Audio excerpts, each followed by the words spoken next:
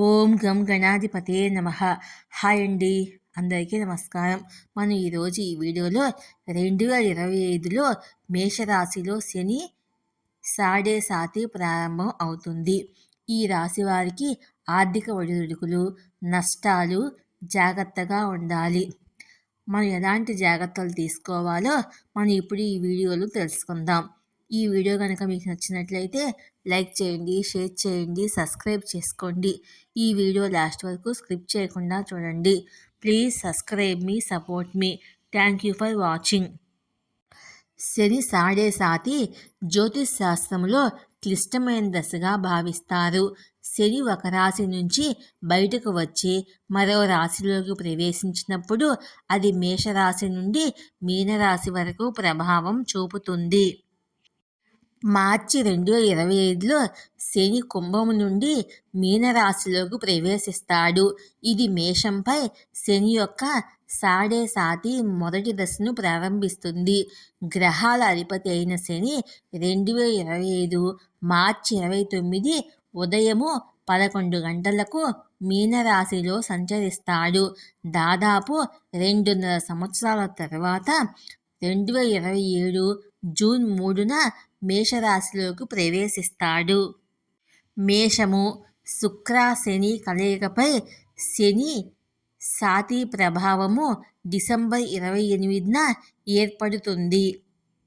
మేషరాశిలో శని సాడే సాతి ఎప్పుడు ప్రారంభమవుతుందో మనం ఇప్పుడు తెలుసుకుందాము.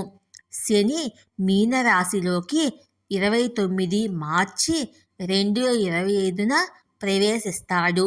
శని మీనరాశిలోకి ప్రవేశించిన వెంటనే శని సాడే సాతి యొక్క మొదటి దశ మేషరాశిలో ప్రారంభం అవుతుంది. రెండో దశ మీనరాశిలో, మూడవ దశ కుంభరాశిలో ప్రారంభం అవుతుంది. మేషరాశిపై శని ప్రభావం ఎలా ఉంటుందో మనం ఇప్పుడు తెలుసుకుందాము.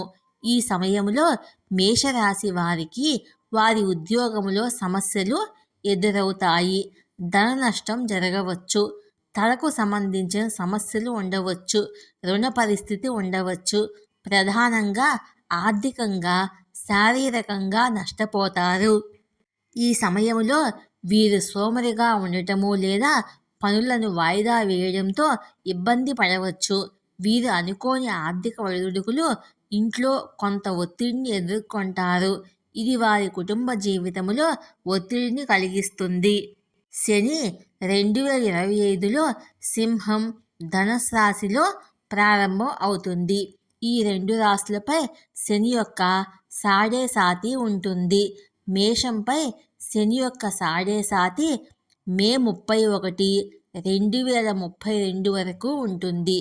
దీని తర్వాత వీరు శని ప్రభావం నుండి బయటపడతారు. 2025లో శని యొక్క సాడే సాతిని ఏ రాశి వారు వదిలించుకుంటారో అనేది చూస్తే సాడే సాతి మకర రాశి చివరి దశలో ఉంది. ఇది 2025 మార్చిలో ముగుస్తుంది. మార్చి 29, 2025 తర్వాత మకర రాశిపై సాడే సాతి ప్రభావము ఉండదు. మేషంపై శని యొక్క ఏలినాటి ప్రభావం మొదలవుతుంది.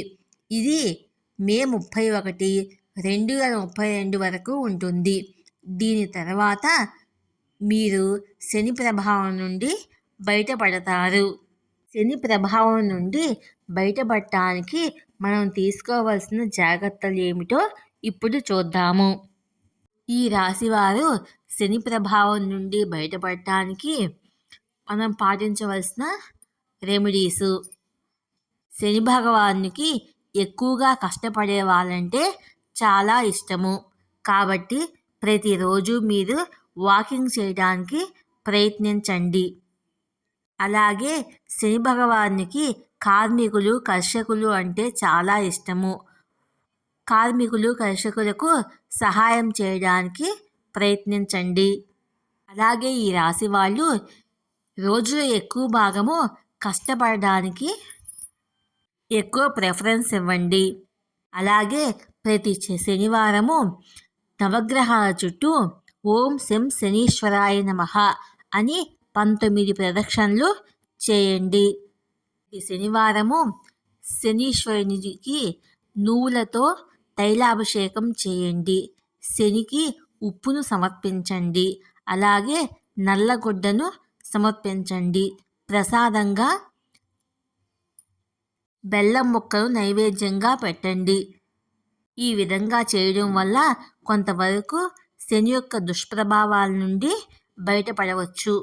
ఈ వీడియో కనుక మీకు నచ్చినట్లయితే లైక్ చేయండి, షేర్ చేయండి, సబ్స్క్రైబ్ చేసుకోండి.